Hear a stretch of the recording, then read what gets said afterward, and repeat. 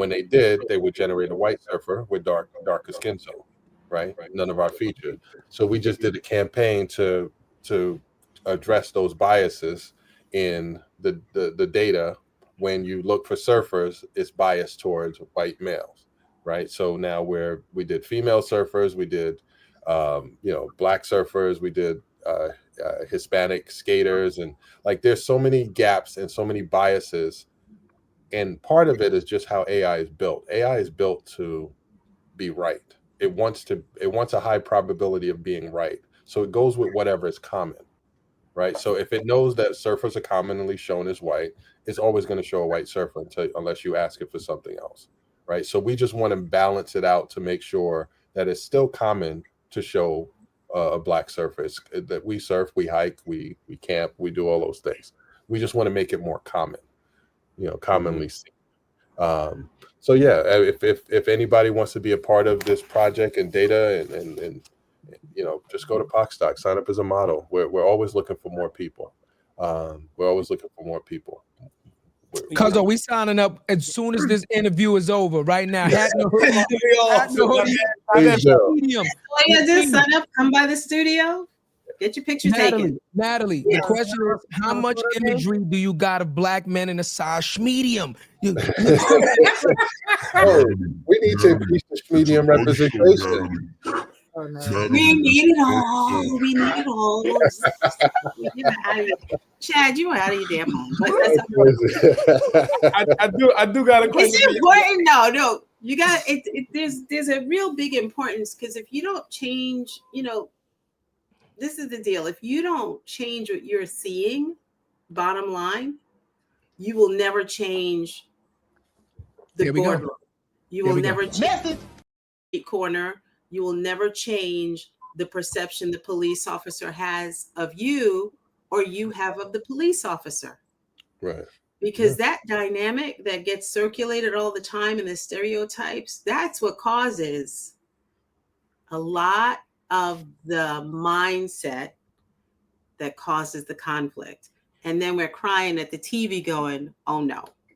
So it's important to feed the data. It's important to get as many images of everybody. And we were talking about Black people because we happen to be Black, but Asian people, Latin people, everyone needs to be in the data set, so that representation of a Korean woman ice skating is not an anomaly. It's a norm. Yeah. Yeah. And what I think about too, and I don't want to, I want to say this, what the impact that we want to have down the line in the future is, once we do this work, and this is beyond us and beyond, it could be beyond our lifetime or later in our lifetime, but at some point, AI is going to be in the operating room making decisions on the treatment for a Black woman, right? It's going to be in a courtroom making sentencing recommendations for a young Black man who's a first-time offender. It's going to look at the history of how this country has treated Black men and make a determination that I want to be right, so this is how we've always done it. So if we don't do this work now, then those outcomes are going to be worse than the outcomes that we've been living through for the past X amount of decades. Right? Because when people think of artificial intelligence, they think it's actually smart. They don't think of it as it's been trained to repeat what it's learned. They think it's actually thinking and smart, so they trust the results. Even when you go to ChatGPT and others, people trust those results as if it's fact, because it came. Even with Google, people trust the Google results and what they see on social media as if it's fact. But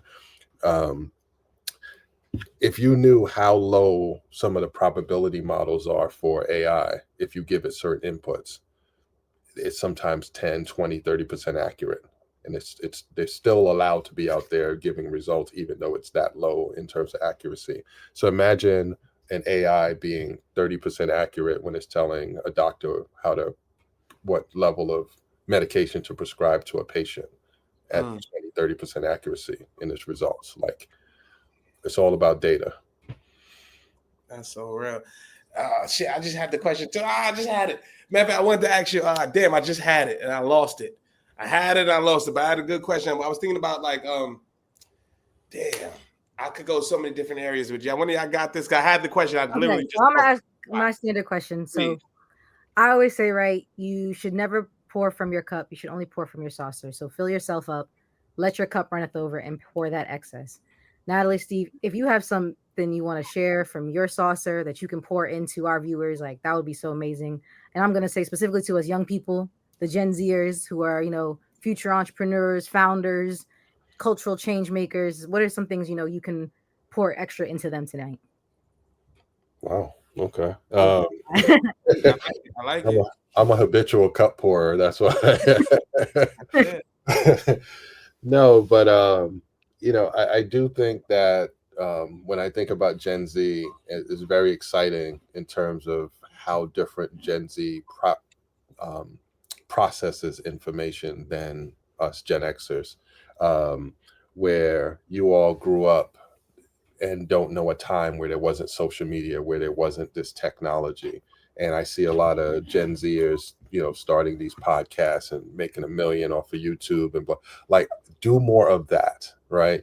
Don't feel that the old playbook, just because it's been that way for X amount of years, that's what you have to follow. You Gen Z and Alpha and beyond have the ability to really reshape our reality in a way that we can't even, like a lot of the older generation, even before us, are going to try to hold on legacy, blow it up, reshape it in a way that makes sense for today. We live with a lot of legacy systems, a lot of legacy practices and traditions, and some of that stuff just needs to go away. And there's no one else going to do it other than Gen Z and younger. Right. And I say, if you want to start a business, start it. You say that buses should have 8 wheels instead of 4, build a bus with 8 wheels instead of 4, and push the boundaries of the system. We're moving into a space and time where things are just going to be dramatically different. And you all have the opportunity to shape it the way that you think it should be. Because we're not going to be, it's not going to be our world. Don't build a new world for the old people. Build a new world for what's next.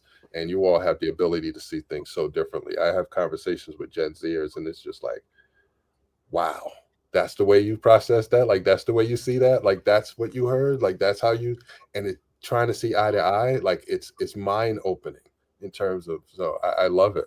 I love it. I love it. I was going to ask you what's one good impact? Like, first, before I even ask you the question, right? I want to say this conversation, I know we have it on time. This conversation resonated with me a lot, Steve. You are me, I am you, right? In corporate, right?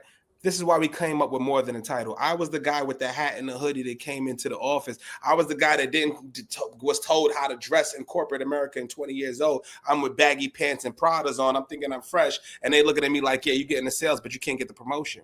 Right. I was that guy. I was the guy that said, okay, cool. You want me to send 2,000 emails or make 2,000 cold calls. But then when I go home at night, I feel like I didn't do shit because I didn't get a booked meeting. Right. How do I be more efficient at work? How do I be more efficient with my energy? So when I come home, I feel like I accomplished something. So we went on LinkedIn. We created this thing. Went on LinkedIn with my hat and my hoodie, told who I was. That's how I met Natalie. That's how I met you guys. And that's what it was. And that's how we created this platform. That's how we get the people that we get like yourself. Because we went on it and did what we had to do and just went outside the box. Our company's named Outside the Box Digital. That's how real it is, right? So we live it, we breathe this shit, right? So I'm gonna say that resonated with me, and I'm just curious. My last question is, what is the impact? What is one story you could share with us that was the impact of what you guys do at Pocstock? That was like, this is exactly what it's for. It might not have been the biggest deal, but what was the best story that you had? It was like, I needed this, and it did this.